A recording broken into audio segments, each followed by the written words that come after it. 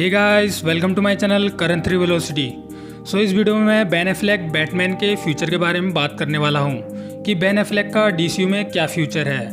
Ben Affleck flash movie के बाद भी बैटमैन रहेंगे या नहीं, और बेन एफ्लेक माइकल कीटन से रिप्लेस हो रहे हैं नहीं, और क्या हमें फ्यूचर में डीसीयू बैटमैन की सोलो मूवी देखने को मिलेगी या नहीं।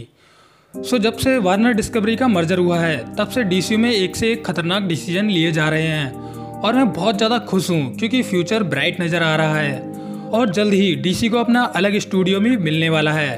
तो जो फ्लैश मूवी 2023 में आने वाली है उसमें बेन एफ्लेक का बैटमैन तो था, पर उसे रिप्लेस करके माइकल कीटन को लाने वाले थे, और जो स्नाइडरवर्स की टाइमलाइन थी उसी पूरी तरह से इरेज किया जाने वाला था। पर बाद में फ्लैश मूवी की टेस्ट स्क्रीनिंग के बाद ये प्लान बदल दिया गया और फिर स्नाइडरवर्स की टाइमलाइन को इरेज नहीं होने दिया जा रहा है।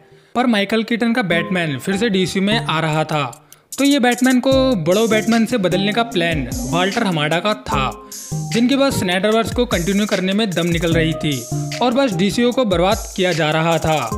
पुराने वार्नर ब्रोस के टॉक्सिक बिहेवियर की वजह से बेन एफ्लेक भी डीसीयू में अपना रोल छोड़ने वाले थे, क्योंकि भाई इतनी टेंशन कौन लेगा, और कहीं ना कहीं पुराने डब्ल्यूबी का बेन एफ्लेक पर प्रेशर तो होगा ही, और इसीलिए बेन एफ्लेक ने बैटमैन का रोल छोड़ने के लिए बोल दिया था कि भैया हमसे ना हो पाएगा। पर अब देखो बेन एफ्लेक फिर से डीसीयू में वापस आ चुके हैं बैटमैन के रोल में, और ये सब हुआ है वार्नर डिस्कवरी के मर्जर के बाद, और मेनली डेविड जसलव की वजह से, जो कि वार्नर ब्रोस डिस्कवरी के नए सीईओ हैं और डीसीयू के नए कर्ता धर्ता। डेविड जसलव का सीधा कहना है उनके पास 10 ईयर का डीसी प्लान है और उन्हें डीसीयू में एक भी मीडियोकर मूवी नहीं चाहिए। जो भी मूवी डीसीयू में होगी एक बड़े स्केल की होगी। इसीलिए आते ही जसलव ने बैटगर्ल मूवी को कैंसिल कर दिया है, जो कि लगभग पूरी बन चुकी थी और 90 मिलियन का खर्चा भी हो चुका था। और मेरे हिसाब से ये डिसीजन बिल्कुल भी ठीक है, क्योंकि ये मूवी कीटन के बैटमैन को दिखाने वाली थी और टेस्ट स्क्रीनिंग में ये मूवी किसी को भी पसंद नहीं आई थी, बहुत ज़्यादा कंफ्यूजिंग थी। खैर बैटगर्ल मूवी के कैंसिल होने का मतलब यही है कि माइकल कीटन अब बेन एफ्लेक से रिप्लेस नहीं कर रहे। पहले माइकल कीटन एक्वामैन 2 में कैमियो करने वाले थे, पर अब ऑफिशियली कंफर्म है कि बेन एफ्लेक एक्वामैन 2 में कैमियो कर रहे हैं और माइकल कीटन को हटाया जा रहा है। जो बंदा कुछ समय पहले तक कह रहा था कि मैं बैटमैन का रोल करते हुए ऊब गया हूँ, वही बंदा डीसीयू में अब वापस भी आ गया है, जो कि पुराने वार्नर ब्रोस की टॉक्सिसिटी को दिखाता है। और वैसे भी डेविड जसलव को फ्लैश मूवी बहुत ज़्यादा पसंद आई है और वो फ्लैश मूवी को कैंसिल नहीं करना चाहते और न ही वो डीसीयू को रिबूट करना चाहते हैं। फ्लैश मूवी के लिए बेन एफ्लेक की एडिशनल शूटिंग भी की जा रही है, और नए रूमर्स और लीक्स के हिसाब से डीसीईयू स्नाइडरवर्स टाइमलाइन को कंटिन्यू कर रहा है और डेविड जसलव जस्टिस लीग के मेन कैरेक्टर को ही कंटिन्यू करना चाहते हैं। बहुत ज़्यादा चांसेस हैं कि बेन एफ्लेक डीसीयू में बैटमैन के रोल में कंटिन्यू कर रहे हैं फ्लैश मूवी के बाद भी। खैर बेन एफ्लेक फ्लैश मूवी के बाद भी दिखेंगे या नहीं, मेरी प्रेडिक्शन के हिसाब से बेन एफ्लेक फ्लैश मूवी के बाद भी डीसीयू के बैटमैन रहेंगे, क्योंकि बेन एफ्लेक फ्यूचर देख के ही डीसीयू में वापस आए होंगे, और अगर बेन एफ्लेक का कोई फ्यूचर ही नहीं है डीसीयू में तो बेन एफ्लेक वापस ही क्यों आते।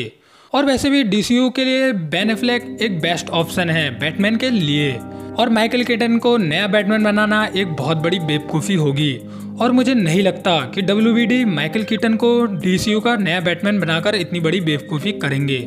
और वैसे भी डीसीयू के बैटमैन की एज 40 से 45 साल की है, इसलिए बेन एफ्लेक की एज के हिसाब से वो डीसीयू में फिट बैठते हैं, ना कि 70-80 साल के माइकल कीटन।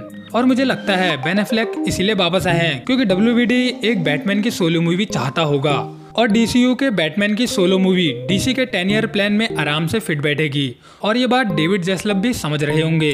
फ्यूचर में डीसीयू बैटमैन भी हमें देखने को मिलेगा। मेरी तो यही होप है कि ये डीसीयू के बैटमैन की स्टोरी पर वर्क करना शुरू कर दें।